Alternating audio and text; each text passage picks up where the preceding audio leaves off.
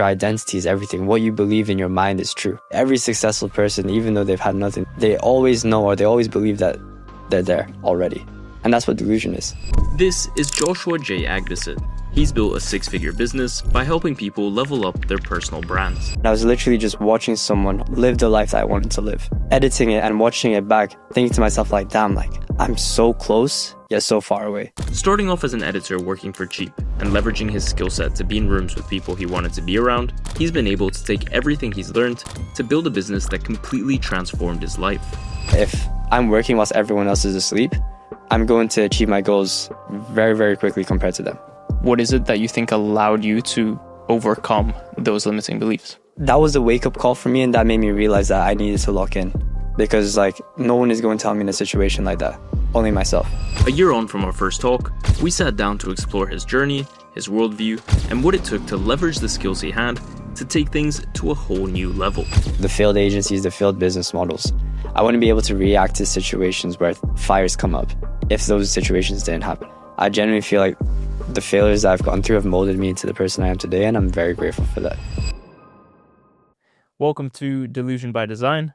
So far, I've had some amazing entrepreneurs, creatives, people living unconventional lives more generally. And they come here to speak about their stories, their worldviews, and the mindset it took to get to where they are.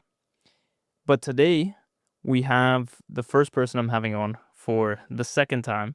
And yeah, I couldn't have asked for a better person to do it with based on who they are and what they mean to me, but also couldn't think of someone who is more deserving of it based on what they've achieved since they've last come on. So with that being said, Josh, it's a pleasure to have you on, bro. I appreciate you for having me on again. So, to get us started, for those that don't know you, who's Josh and what does he do?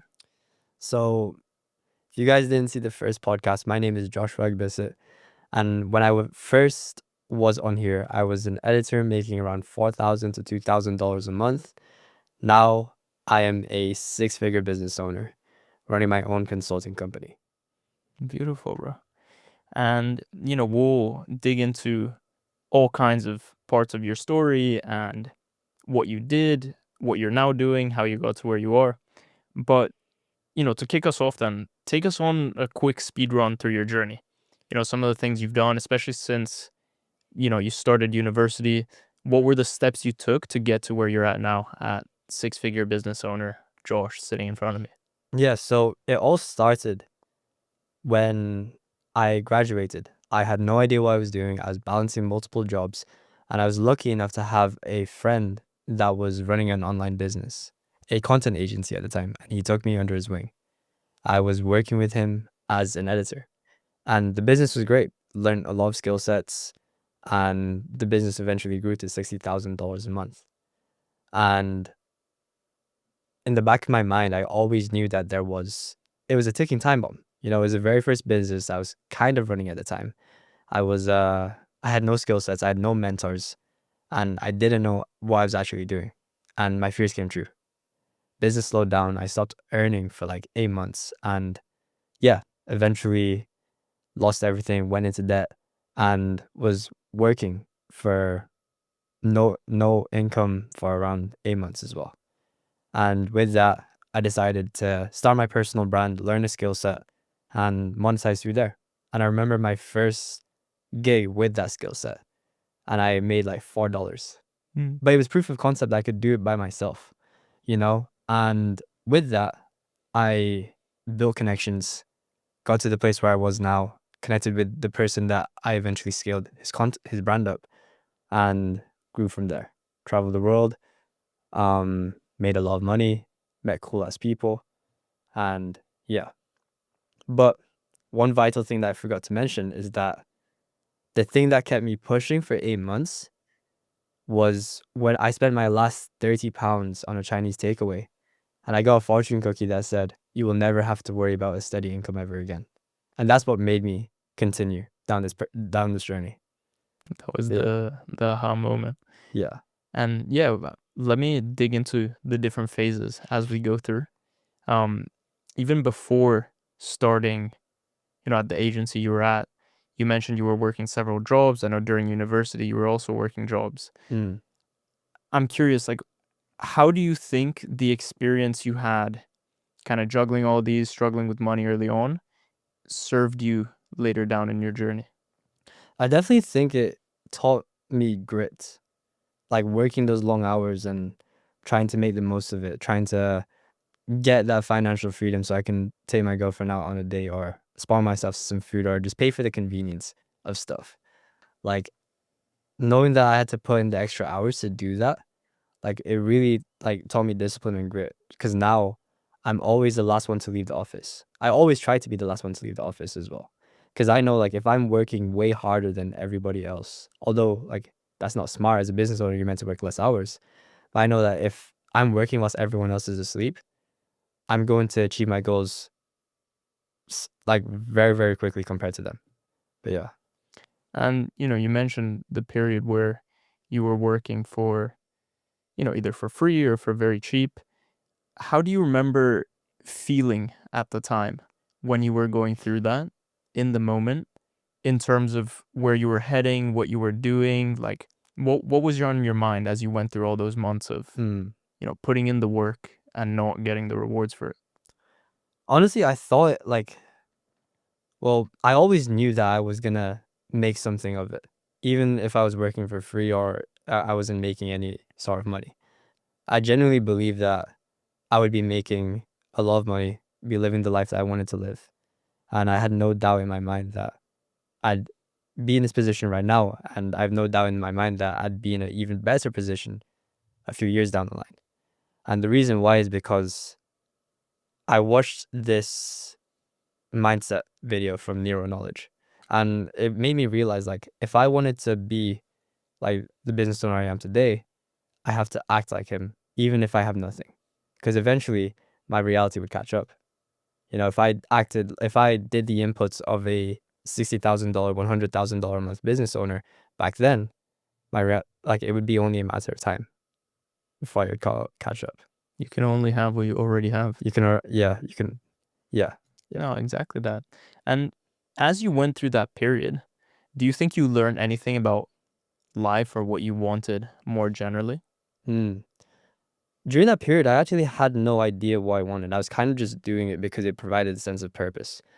You know, if it wasn't for business and if it wasn't for this game, I'd probably just be like sat on my phone doom scrolling every single day or playing video games or yeah, just no purpose in life, nothing. But I'm like one of the main reasons why is because I was just I woke up and I got excitement from what I was doing, you know, and I feel like that's one of the most important things that someone should seek for in anything that they do. Purpose. Yeah. Have you like been able to define it for yourself or something specific now? Yeah. For the purpose for me is like it's legacy.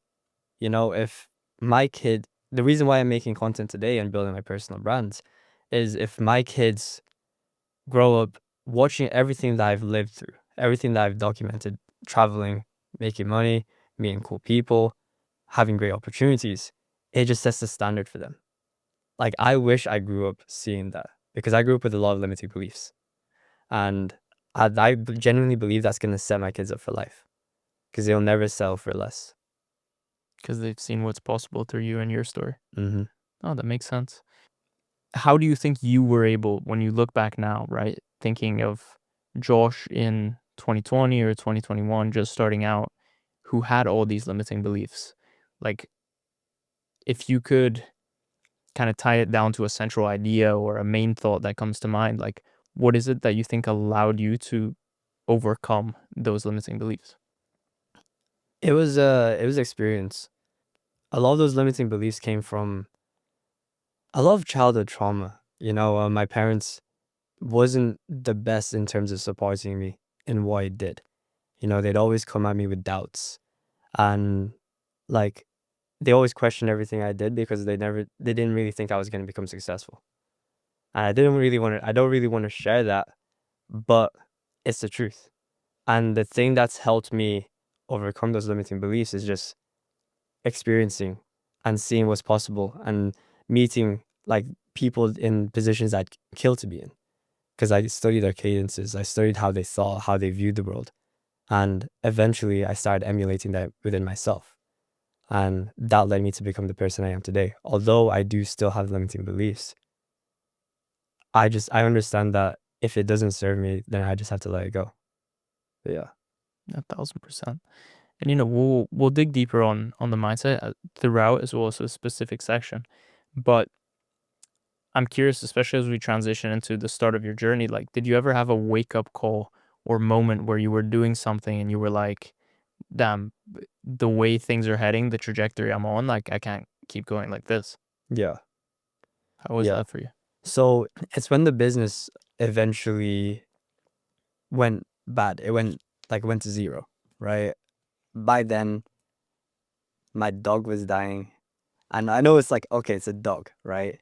But like not having the finances to be able to pay for a pet to get the surgery that they need to live, it really put things into perspective. I sat there and I was like, damn, like, imagine if this was my girlfriend. Imagine if this was my mom or dad or sister or a really close friend. And I wouldn't be able to help them because I don't know, I was fucking around doing some dumb shit, you know? Like that was a wake up call for me, and that made me realize that I needed to lock in and I needed to work for free or work for like not as much money as I wanted in order to progress. Because like no one is going to tell me in a situation like that. Only myself. Facts, yeah. No, nothing quite like suffering and seeing loved ones down to kind of Yeah. shake you into action, huh? But yeah, bro, I mean, to speak briefly about your journey as an editor, right? Because I think there's a lot of value in that because of the fact that you're now at the other side and you can look back at it from a new lens, right? So last time you were on, we spoke a lot about Mm. editing specifics and what you were doing with Katna, your community, and how you leveled up yourself. When you look back at your whole journey as an editor, do you think it was something that suited you and the person you were at the time? Yeah. I was a very creative person, and one of the best ways to express that was through editing. Although it's not a valued skill set, you can't earn as much and like you're trading time for money. I genuinely found fulfillment in that. And it was a really great way to put myself in rooms that I wanted to be in. So, yeah. Yeah, man. I mean, again, personally, as a third person viewer, I think it was something you were able to leverage very well for a long time because, Mm, as you said, like, you were able to offer something that a lot of people wanted, a lot of people that, you ended up becoming close with and were then able to offer more value to as you kept growing yourself. But when you started to manage other editors under you, because I know you did that early, mm, what did you learn from that experience, right? Creativity as something that you're kind of expressing yourself versus creativity that you're expressing through someone else's work. yeah. How was that like for you? Well, it was very difficult managing other editors behind me. Not one, because they might not understand the vision that you have in mind. And two, I just wasn't a good leader at the time as well. I think if you really want someone to align creatively, like they need to see you as someone of inspo, right? They need to take every idea, like they should never take your idea with a grain of salt. They should pedestalize it. And that comes from being a good leader.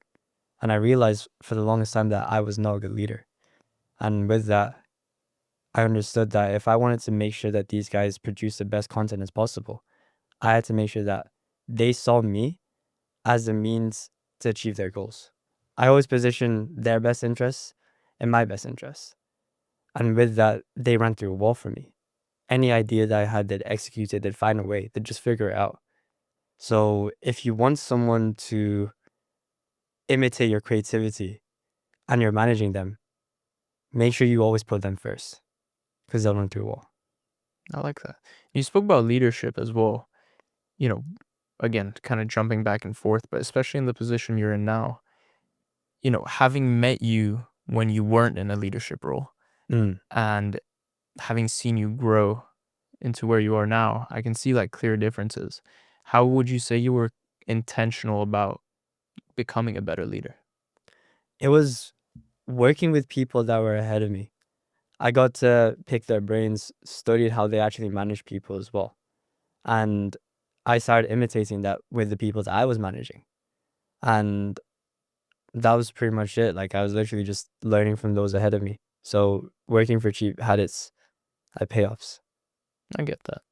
Yeah, and I think it again opened a lot of doors for you and allowed you to see that. Then, one thing I would say is, as much as you can and should learn from the people you're working under, in the end, it's like the experience you were describing to me just off camera before, where you treated someone the way that you had been given feedback to, and he didn't Mm, take it well, right? Like you're only gonna be as good at being Josh the leader as you can be. You're never gonna be as good at as being my leadership style as I am, yeah. right? So there's no point in trying to become a worse version of someone else when you can just be the best version of yourself in that said way, if that makes sense. Hmm.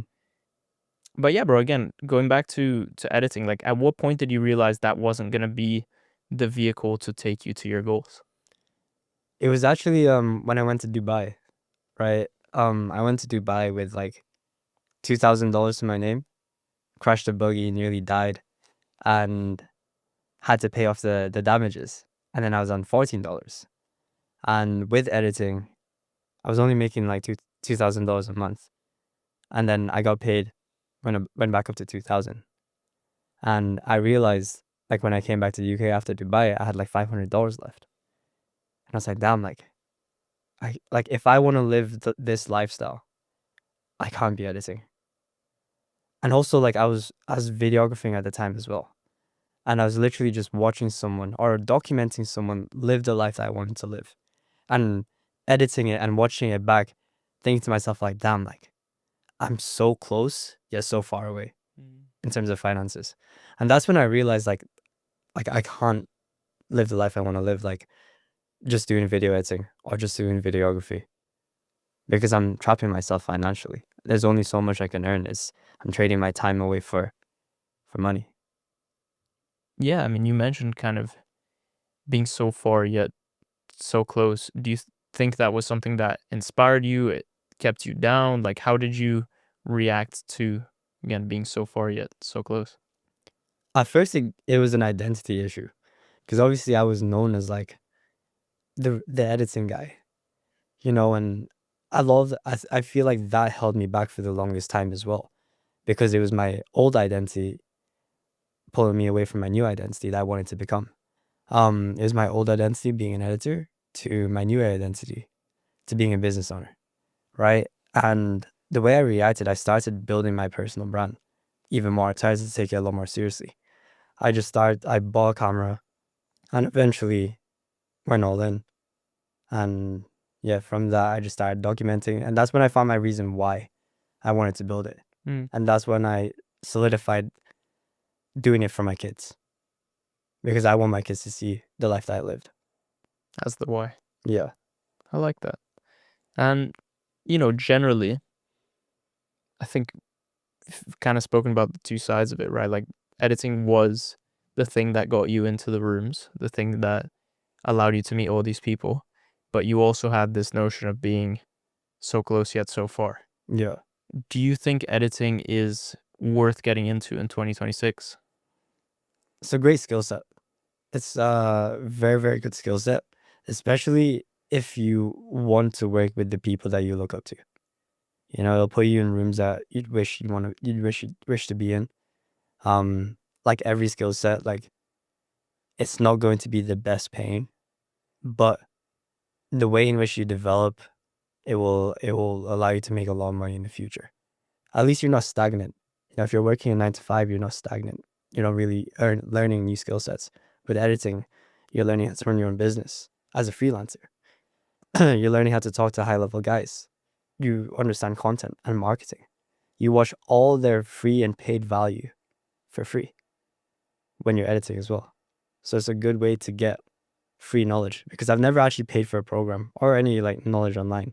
I learned everything from editing the free stuff and the paid stuff. But yeah, I like that. And yeah, I mean, when you left the job you mentioned, like the turning point you had, you left the original agency you were working with. How did you kind of see the next steps? Like, what path did you take from there? I knew I wanted to stop trading my time for money. So I started my low ticket editing school. And with that, I started to make around $3,000, $5,000 a month. It felt great, because all I was doing was talking on my Discord server, like making friends, meeting cool people, and it felt good. I felt it was first time in my life where I was doing something where I genuinely felt fulfilled, and like I was earning money from it. So it was a completely new feeling, and that's when I realized like, oh, like I needed to make that change.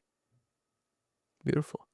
Yeah, and how would you say someone can actually develop a content skill set aside from editing? Because you mentioned before, you learn content, you learn marketing. Mm. How can you be intentional about actually learning those as opposed to just being a better editor? Yeah, so it's just it comes down to being obsessed with it. Like every video that you watch, you have to break it down. Like you have to understand, oh, why did this video hook me in? What did this person say after the hook that kept me retained and gave me a reason to watch? Why was I so inclined to comment at the end of watching this video? How does this video make me feel? And just breaking it down to the T. I remember every single night when I wanted to learn the skill sets, I'd always make sure that I would study content and I'd have a full Notion document, a full Notion doc of all the creators I've studied and all the scripts I've found, and I've broken it down. And that's how I've been able to develop that skill set of content when I stopped editing as well. Mm. And the marketing part in particular, how did that work? In terms of marketing, it's down to psychology. The reason why is because like it's just like sales. If you want to push someone into buying something, it's an emotional thing. The reason why we always buy something is because of emotion, right? If you want someone to engage, or if you want someone to comment, or if you want someone to like or go down our funnel, it's how we made them feel in the content. Whether it's a epiphany moment and we made them feel a strong sense of progression with the value that we're providing, or it's relatability, or we're extremely pissing them off and we build curiosity. Like that's the aspect that I've done. And I feel like in the online space, like everyone is copying each other, their marketing and everything like that. But you really want to look at these large corporations. How are they different in their marketing as well? Because the info space and these large corporations completely different, but we can take stuff from those large corporations in our marketing and use it to be different. The principles. Yeah, 100%. I remember we were speaking the other day, you said you did psychology in university. Mm. Do you think that's something that you kind of already came in with like a background knowledge, or did you learn to develop it more as you were working? The truth is, like, I didn't attend any university lectures. But So I know like I did psychology in university. I did like turn up to like my first year where I learned like fundamentals and stuff like that. But yeah, it's definitely something I learned to develop over time whilst I was running my own business as well. so you learned that more by doing than by either studying at university or like reading. It was just action. Yeah, 100%. Got you. And I mean, last time I had you on, we spoke a bit about Cadna. You just mentioned it now. I know you've also taught and been a coach in other programs too, outside of that. So a couple questions on communities in general. So I know with Cadna, you were able to build a community that was like super tight knit, supportive. It wasn't just a bunch of people there that were fighting for themselves. So I'm super curious, how were you able to kind of cultivate that community feeling? It starts with your personal brand and speaking and relating to people on a personal level, like online, like everyone's trying to sell you, you know? But the main reason why someone will buy into you over everyone else is because of you, And if they buy into you and you're speaking directly to them, you're relating to them on a more personal level, you're showcasing your interests, like they will buy into you because of that. And the truth is like your fulfillment will be so much better because you're friends with them now. You're not positioned as someone that's trying to sell to them. You're positioning yourself as someone that they're wanting to buy into. And it gives you so many things to talk about in the community. You're not just fulfilling, you're building a relationship, you're connecting people with the exact same interests because you've attracted them through your personal brand as well. And that's how I've been able to cultivate a community within my offer. and my program. Are those kind of principles that you see still apply to what you're doing now and across the 100%. board? 100%, yeah. Yeah. And when it actually comes to coaching people, were there things that you learned from other programs that you were a part of that you were able to kind of see and take for yourself? Like, are there any that you're able to share that you learned from other programs? Yeah, so it's always positioning the value that you're giving in their best interests. And also, like, I've seen Hormozy do it as well, like telling a story, giving an analogy when you're giving value as well, when you're coaching. Because there's a reason why I was never really that good at science, because there was nothing I can actually relate it to. But when I'm telling value or giving someone like any form of information that applies to them, I always link it to a personal story so they can envision themselves actually living that situation so they can apply it to themselves as well. So that's what I've been able to do. I like that. And I know you mentioned before you were working with a business owner, you helped them scale up. In terms of principles for scaling people up in general, how someone can go from, a smaller personal brand to really grow. I know, again, that's something that you're now teaching more widely. What would you say are like key principles that anyone could take away and apply to their own personal brand to Mm. be more intentional about growing it the right way? There's three things that you need to grow your personal brand. You need positive associations, which is the things that people will like you for, like your lifestyle, your beliefs, your values, right? And you have to be intentional with those associations as well. They need to appeal to the certain group of people that you want to sell to, right? Once you have those, you're more likable. Then after that, it's actually providing them value, which is not just regurgitated knowledge that everyone else is preaching. You actually have to look at the unique issues and problems and undesired states that of your audience, and then provide unique solutions to them in the value in the videos that you're providing. And then after you have that, you market a desirable outcome. What will they get after implementing the solutions that you're providing, which is money, followers, the lifestyle, material possessions. So if you implement all those three things, you have a personal brand that's loved by many, a holy grail that solves everyone's problems, and it's not just random. And you have proof of concept. You have proof that you can take someone from an undesired state to their desired state. And that's how you build a monetizable personal brand. But obviously, like when you have all three, it doesn't mean the job is finished. Someone needs to consume 7 hours of watch time, 11 different touch points, and 4 different platforms before they actually eventually buy into you. A lot of people end up giving up after posting a decent amount of content. But if you look at the grand scheme of things, the whole like 60 reels, it might only be 2 hours, or not even 2 hours, 1 hour. Yeah. Yeah, less than an hour. So that's the key to building a personal brand that you can monetize. Yeah, I heard Hormozy say the other day he posts, I think, like 90 pieces of content a day. Yeah. Right. So then it's like if you're posting 90 in a month, you're already doing a bunch, but he's lapping, right? Yeah. So he's got all those touch points. So yeah, it is a volume game. And even, last time we were speaking a lot about personal brand and how you had started yours, obviously you've grown quite a bit since. I'm curious, especially now that you've kind of pivoted slightly, how have you been more intentional about how you portray yourself, the type of posts you're making compared to what you used to make now that you have a different ICP and you're no longer speaking directly to editors? A lot of people think that I have this complicated process, but I have 4 pillars. I have why will people love me internally, which is my story, my values, my beliefs, my visual design, so how I dress, and my outliers, so what makes me different, and then my vehicle.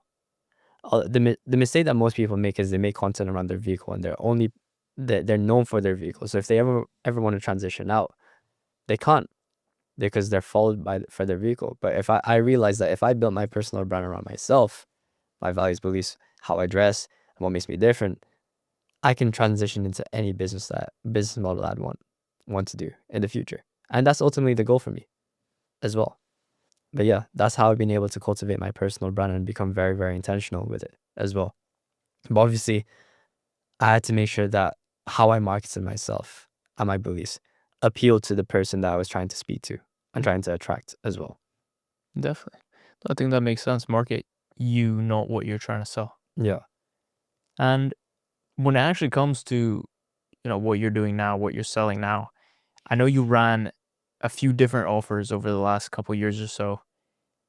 I'd love to know like what I mean, yeah, firstly for context, what kind of other things have you offered aside from what you're doing now Mm. that you've tried out that you might have like had some wins with, maybe saw didn't work? Like, yeah, what's the portfolio of things you've tried to offer? So first it was a content agency, then it was a video editing service, then it was a video editing course, then it was a full stack done for you creative direction, then it was a personal branding and marketing consultancy. Those are all the things that I've been able to run through. I did try digital products as well, saw no wins in that, and then eventually just like doubled down on the consulting side.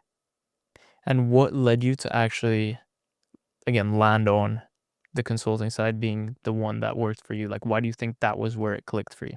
When I was running my video editing course, it made me realize, well, as I said, I found a lot of fulfillment in it. And obviously, I didn't want to stay as a video editor, so I eventually transitioned into the personal branding consulting side. But with that, I had to do the done for you creative direction first to get the experience and understand the process of taking someone from A to Z. And that's eventually how like I was able to start that. And the reason why the reason why I wanted to start that is because one, I wanted a community of high level people that I can network with and that I can talk to every single day where it doesn't feel like a job. And two, providing people value that they can implement and they could actually see results from is one of the most satisfying feelings as well. Especially if it's you're not doing it, they're doing it. You're just telling them to do it. That's one of the most fulfilling things as well. Definitely. And your current offer as you're running it now, what does that actually look like?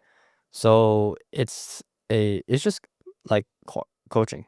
I work 2 days a week, actually 3 days a week where I take calls and I build and release content teams for them as well. So it's so leveraged where even now, like if I was myself back then, I wouldn't have time to be on this podcast. Mm. I have a lot more freedom and made a lot more money purely because of like the offer that I have. And when you actually speak to the clients you have, what are some of the most practical tips that you can think that apply to most people Mm. that you catch yourself saying over and over again? It's understanding. Well, it's not really practical because a lot of them say like, oh, like I want to make content to make money, get more leads and stuff like that. But if that's the only motivation, they're gonna lose. They're gonna stop doing it eventually. As their business scales up. And I think that's one of the worst ways to like build a personal brand and create for you, and one of the worst reasons for you to create content because you're just as bad as a sleazy salesman. So I always ask them like, "What's your why? Why do you want to build your personal brand?" And with that, it keeps them motivated because now it's more than just scaling up their business. Now it's more than just monetizing. It's legacy, it's impact, it's inspiring others. And I feel like that's beautiful. Like when you're doing something for a bigger reason, I genuinely feel like you can do it for ages. You never have to stop because like once you have the money, like you can stop. But if not, then you can just continue. But yeah. And as a person, right? Like when you're speaking to clients in particular or anyone kind of building their personal brand, what kind of traits do you think it takes to really have success with Mm. that? Confidence. As like a lot of people aren't confident in front of the camera, but that's something that comes with time. Another thing is being marketable. Like I feel like a lot of people like think they can just like record themselves and post the content, but no, that's not true. Like being marketable is your case studies, it's your results, it's your network, it's how you dress, it's how you present yourself, it's how you carry yourself, it's your story, it's all of those things. And I know a lot of people say, oh, like I can't post content, I'm boring, or I'm not as marketable. No, those are all things that you can improve. They're all external. You can change that. You just have to put in the work to do that. So even then, like starting content and working on your personal brand, although like you're doing it for a monetary gain, you're gonna develop as a person. You become more confident. You dress and look better because you're taking care of yourself. There's no loss with when it comes to posting content or not. I definitely hear that, bro. Yeah. And in terms of what you're doing now, where are you looking to take things? Like, what are the goals you have? Because I know, the last 3 months or so have been a roller coaster for you. You've already kind of hit the takeoff button. But what comes next with the business on work front? Yeah. I want to scale the business to $100,000 a month, and I already believe I'm there. Another thing is like I want to stack over $1 million in the bank account as well. And I know like these are all like monetary, but I also like want to retire the parents. I want to pay off their mortgage so they can finally like fly back home and relax and stuff like that. And eventually, as my business scales and I earn $100,000 a month and my brand scales, I'm gonna launch my own product. And I eventually want to transition out of info and run multiple other businesses on the side as well. Because yeah, that's just where I'm passionate about. Like if having like an audience where they'd buy anything that you want, whether I start my own glasses company or provide energy drinks or something like that, I can sell anything I want. That's like the ultimate goal for me. That's the reason why I'm doing it as well. I like that. When you mentioned info in general, like you've been, again, in the info space around info people for a long time. Mm. A lot of different places to take that, but what are your views on what it actually takes to do well in that industry? It's stacking as many skill sets as possible and networking with as many people as possible as well. Like in info, everybody knows each other, right? And the way you're going to succeed is if you have a great product, great offer, great fulfillment, and nobody can say anything bad about you. Because I'm pretty sure, you know the Sam Millsap situation? No. Okay. So there's this guy called Sam Millsap, and we should probably, actually, no, we shouldn't. But he's big. He was big in the info space. I think he made like $250,000 a month. And he was exposed recently for scamming a lot of people. And that spread like wildfire. And eventually like his business ended up crashing. So having good fulfillment, having a good network, and having good people around you, and making sure that you have the skill sets to actually fulfill what you're promising is one of the most important things as well to have in this game, in the info space as well, because reputation is everything. And how have you kind of grown to see the space? Because you said it's something you want to get out of.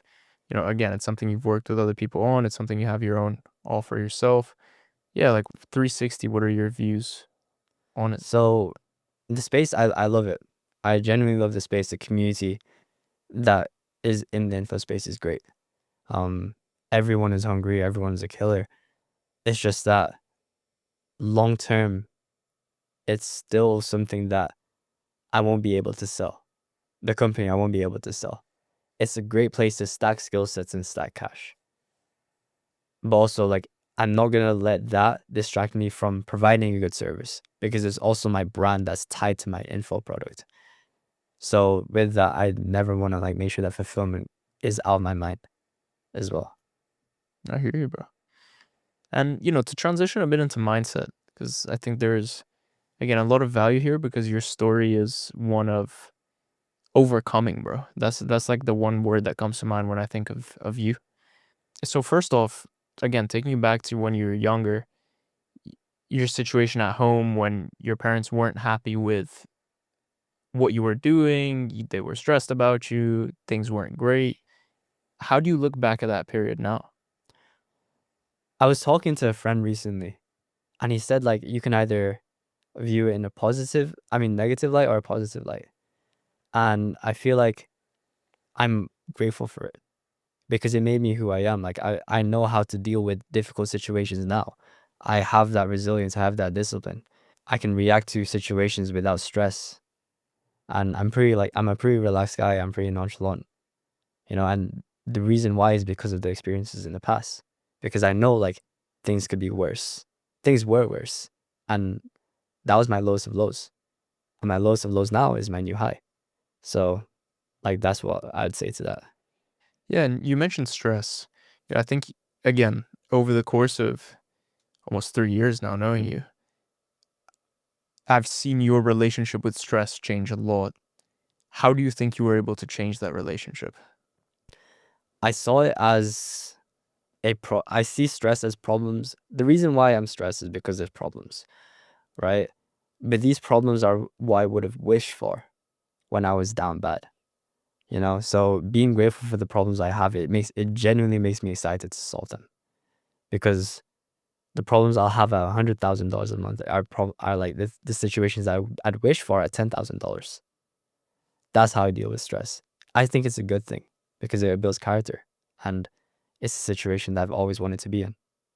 So it was a mental switch for you and Yeah, how you framed the stress to yourself yeah, that really allowed you to change the relationship. yeah. So that's how you view things as well. You view things negatively, they'll be negative. You view things positive, they'll be positive. It's like taxes. Like you can have a huge ass tax bill and you'd be like, oh my God, like I'm gonna go broke. Or I'm so grateful to be able to be in a position where this is my tax bill. But yeah. Exactly that. And, specifically the tough experience at home, how do you think that was able to serve you? Because you mentioned building character, but beyond that, into, lessons you take, ways that it allowed you to grow. Yeah, like how do you think a tough situation at home like served you in life? I mean, your parents like they play a huge role in who you are in the future, right? And I feel like they set the standard for me. Like everything that I did, like everything I did was for their validation. You know, and for me to do stuff and them to be like, ah, it's congrats, it's nothing too big. It set my standard up so high. So even now, where I've hit record months with my current offer, I'm not happy. I still feel like it's such a low amount, and I feel like it's because of that. Although it's inherently negative, it's what pushes me to do more, and it's what pushes me to become even better and scale further. Because I know, like, if I set my standard, if I genuinely say, oh, like I'm doing great, I'll be so stagnant. I'll be so complacent because I wouldn't seek for active improvement. And even, you mentioned parents molding you. I want to touch on environment a little bit as well, because Mm. we've already spoken about how your skill set got you into rooms and got you to meet all kinds of people, have job opportunities. How do you think the people you surrounded yourself by influenced your own trajectory? They had a very, very positive influence. Like I said, I've never actually paid for any programs or anything, and I've never actually invested in myself. But I've invested in it time of getting to know these people, connecting myself with these people. Because now, if I wanted to learn sales, I have friends. And I'm not saying that I'm gonna actively like ask for their time because their time is valuable. But I can just have a conversation with them, and get insights and study the way they speak, study how they handle everyday objections and take that into account for myself. Marketing. I can speak to those guys and study how their cadences. Like there's like I kind of just finessed my way into success, as bad as it sounds. But yeah. I mean, I would reframe that to you finesse your ways into groups that were successful Mm, that allowed you to open doors for yourself, for sure. But at the same time, you paid for that through the time you spent learning the skill set it took to get into those rooms, right? mm, So yeah, I think again, bro, like my main thing is like I don't think you were there through finesse or through you know, sleazy way in. You were there on merit based on the value you could provide, right? yeah. So that's always a lesson I took from you. It's like I think you made yourself there's this book by Cal Newport called So Good They Can't Ignore You. And it's this concept of essentially what you would call skill stacking, right? And being able to build up all these things that you're good at and you're known for. And when I see your story, I basically see a perfect example of that, where you got yourself into situations, you got yourself into rooms, you got yourself into companies, and you became so valuable that, you know, you're there with, next thing you know, you're there with the big dogs, Yeah. you know? And kind of, again, turning the clock back, when you look back at the phase where you were doing work for cheap or for no money, how do you think that time kind of impacted you and then served you down the line? I think it deserved like the way it served me was it actually didn't serve me. You don't It think? it positioned money as scarce to me, you know? And with that I grew attachment to money, which has stopped me from investing in myself, which has stopped me from like just spoiling myself as well. So everything I earn now is like, oh, it's so like I'm gonna lose it, you know, which is something that I need to work on actively because like those times where I wasn't making any money, like it made me realize like, how quickly it can be spent. You know, I make $500 a month. I'd go to London to meet a friend. $500 and more would be spent. You know, so yeah, I'm not sure if that was the answer that you were looking for, but yeah, No, I think it's interesting, but even there, the money as scarce, is that something you've been working on, something you've been able to? 100%, 100%. I think paying for things like for convenience, like Uber's takeaway, I think like that is helping a lot because like it's allowing me to appreciate what I've worked for a lot more because now like I can save so much time, I can save so much stress, I can sleep in for like 30 minutes longer because I can pay for that. You know, it's making me appreciate like it a lot more and like making me realize like money's a tool to get by my time and to live a convenient lifestyle. But yeah, it's not something that I should be stacking up. And do you think you could have gotten to where you are without that phase and without failure more widely as a part of your story? No, I genuinely think failure is the reason why I'm here today because it made me learn a lot of them. I learned from a lot of mistakes that I've made in the past. The failed agencies, the failed business models. I wouldn't have been able to like know how to run my business if that didn't happen. I wouldn't be able to react to situations where fires come up if those situations didn't happen as well.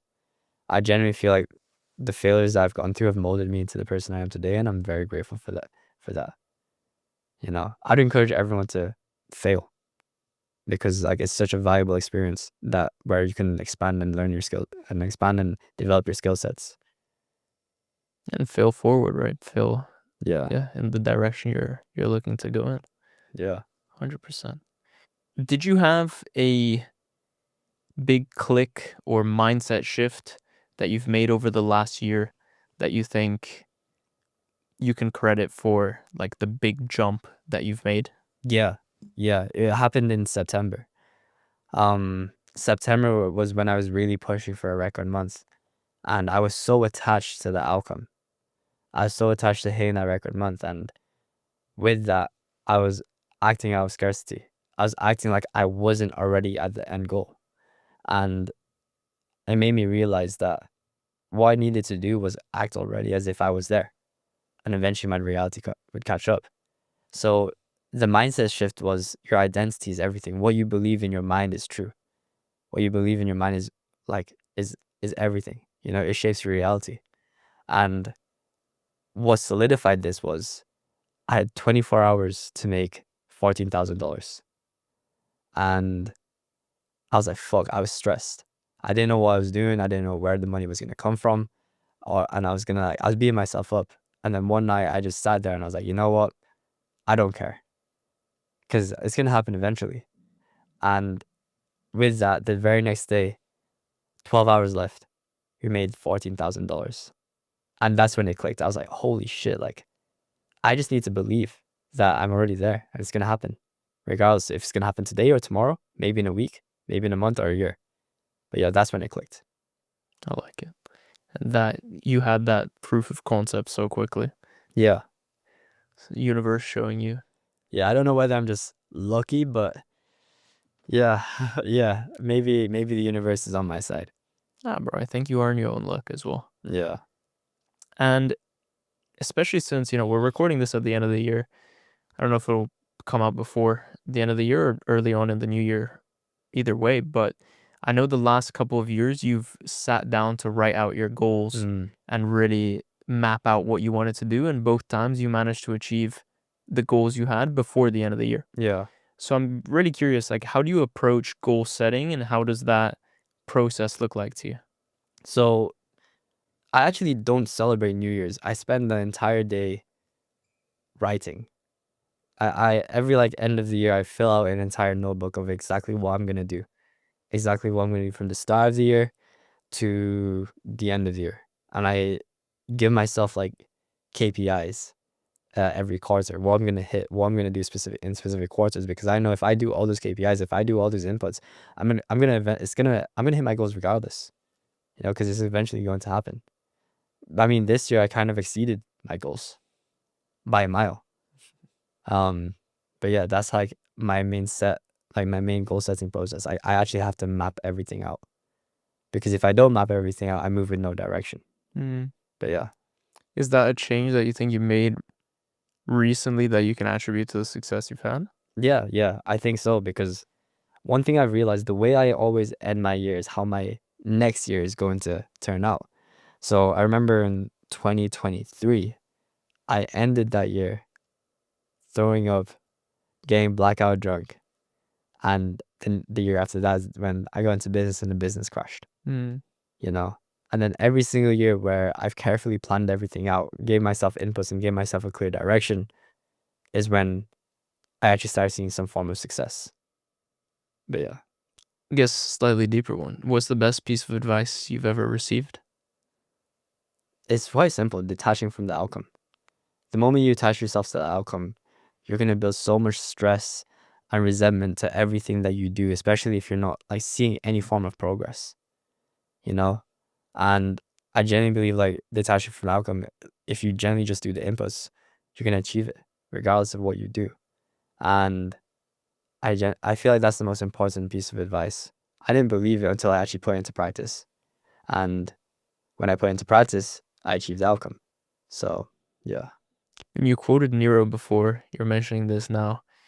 In general, aside from just him, but how have you been able to like been intentional about cultivating this mindset? Because again, when I met you 3 years ago, bro, this wasn't how you'd think. This Mm, wasn't the way you'd operate.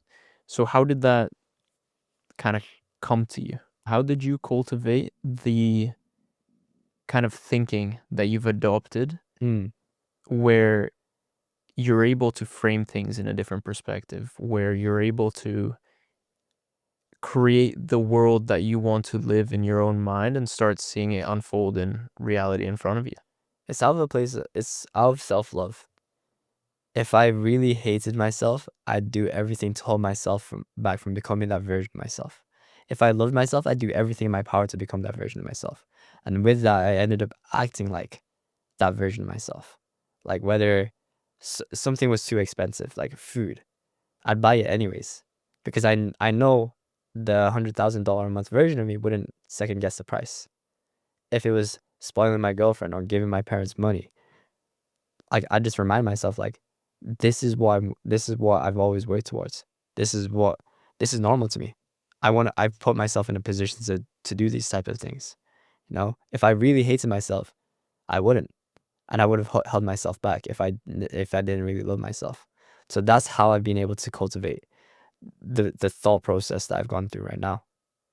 I know you've gone through some low lows, Mm, and I remember being on calls with you for hours late at night, kind of going through that at the time. Um, Throughout that time, you never gave up. You kept working hard, kept showing up, and eventually you found something that worked out.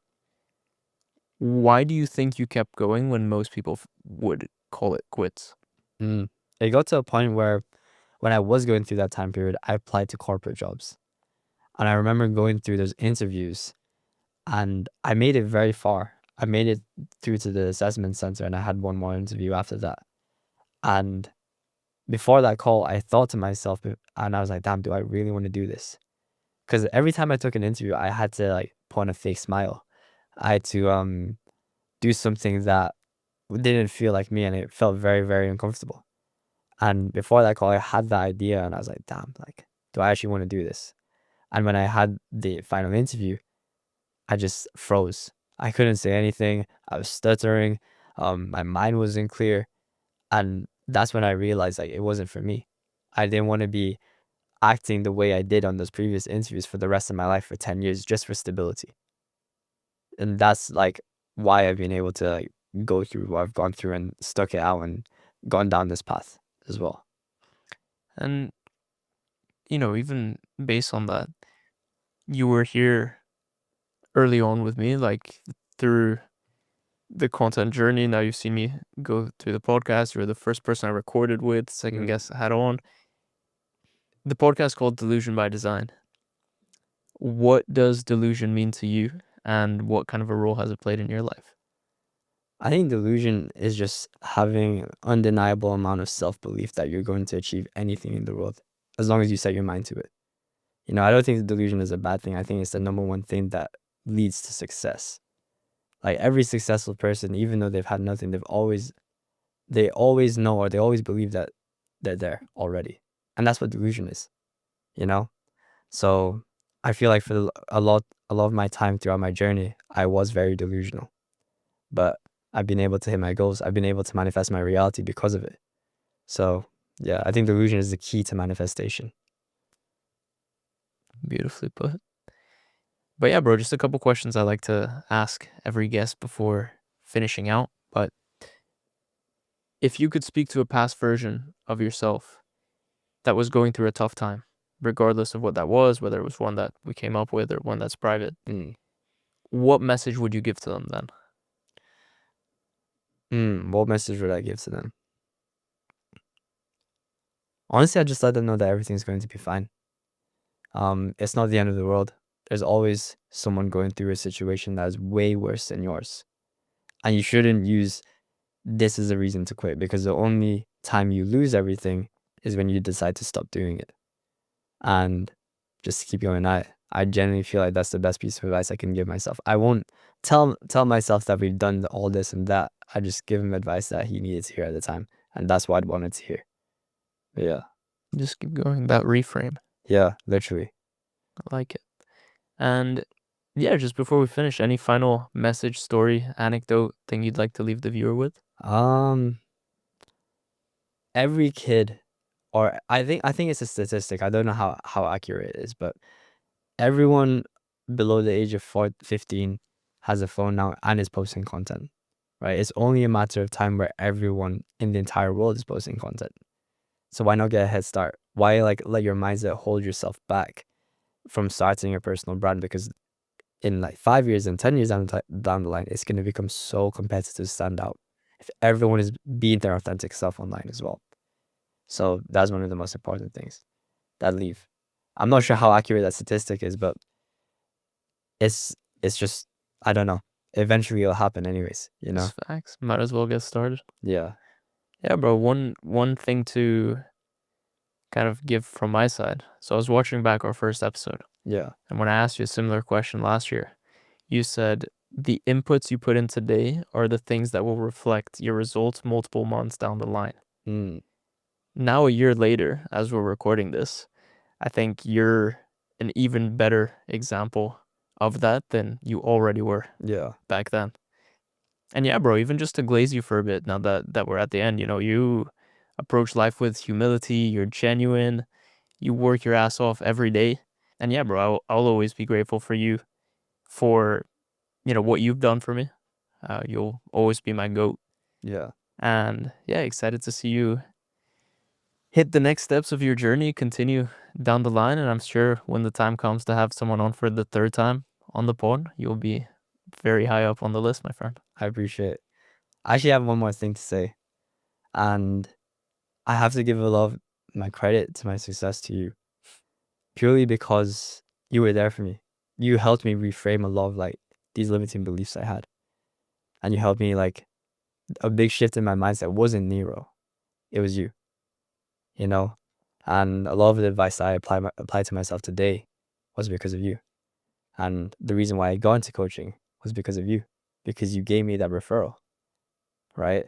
And that's the referral that took me out of debt and put me in a good position to continue growing. So forever grateful for you. No, bro, couldn't be more deserved. Yeah.